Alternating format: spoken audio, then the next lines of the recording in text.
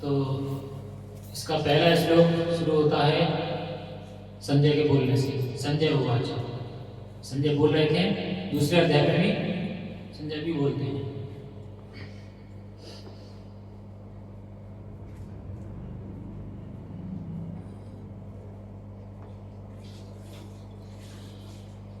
तम तथा कृपयाभीष्टम् अश्रुपूर्णाकुलेक्षणं विसीदन्तम् इदं वाक्यम् उवाच मधुसूदनः।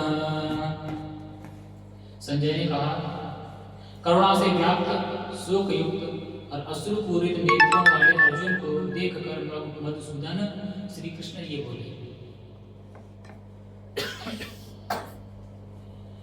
जब अर्जुन महाराज ने युद्ध में देखा कि उनके साथ युद्ध करने वाले जो हैं उनके अपने ही सगे संबंधी हैं, लेकिन वो ये भूल गए कि वो कितने बड़े दुराचारी और पापी हैं। अगर कोई धर्माचारी व्यक्ति है तो वो सबसे पहले धर्म देखता है, उसके बाद में रिश्तेदारी नातेदारी बाद में। जैसे कोई न्यायाधीश है, अगर न्याय की कुर्सी पे बैठा है तो उसके लिए क्या सर्वोपरि होना चाहिए? न्याय। अगर वो न्याय नहीं करता है तो उसको न्याय की कुर्सी पे बैठने का कोई अधिकार नहीं है, चाहे उसका खुद का परिवार का ही सदस्य क्यों ना हो। अगर वो अपराधी है तो उस अपराधी को उसको सजा देना उसका कर्तव्य है।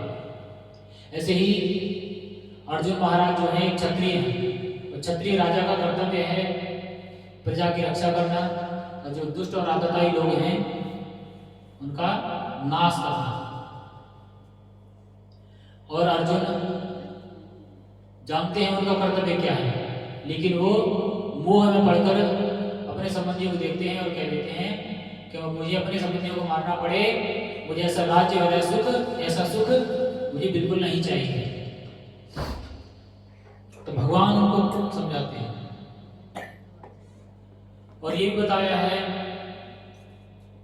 कि जो भौतिक पदार्थ हैं उनके प्रति हमें करुणा, शोक और आंसू। ये एक भक्त को जो भगवान के बारे में जानता है, भौतिक जगत के बारे में जानता है, इस तरह का व्यवहार उसको शोभा नहीं देता। अर्थात वो भगवान को तत्व से नहीं जानता, कहीं ना कहीं उसके अंदर कमी है, इसलिए वो भौतिक चीजें हैं उनके प्रति आसक्त है और उनके समाप्त होने पर शोक करता है और आंसू बहाता है।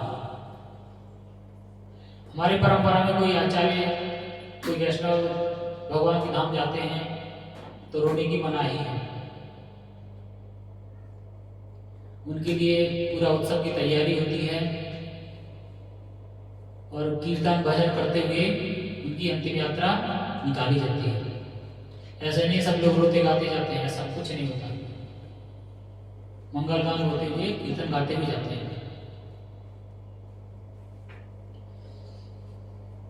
और अगर कोई रोता भी है तो इसलिए नहीं रोता कि वो मेरा परिवार का था या आदि आदि, गुरुजी थे बहुत अच्छा प्रसाद खिलाते थे, ऐसा नहीं।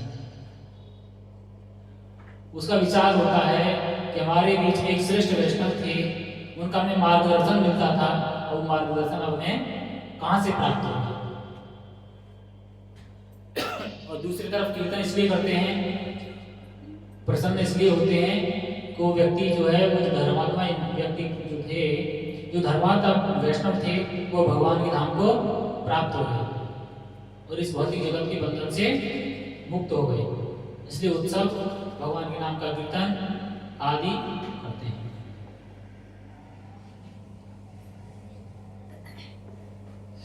और इस श्लोक में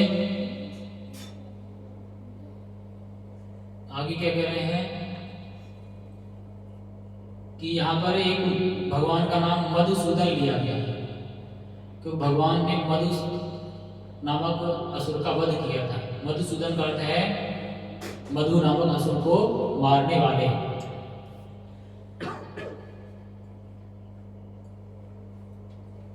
और दूसरा, अर्जुन के मन में करुणा क्यों है? कहते हैं एक शाश्वत आत्मा के प्रति करुणा ही आत्म साक्षात्कार है। अगर कोई शुद्ध आत्मा है, कोई शुद्ध वैष्णव है, तो उसके प्रति करुणा दिखाना ही आत्मा को जानना है। आत्मा साक्षात्कार यानी आत्मा को पहचान लेना। और भगवान को मधुसूदन क्यों कहा गया अभी बताया आपको, क्यों कहा गया? मधु नाम के राक्षस को, मधु नाम के असुर का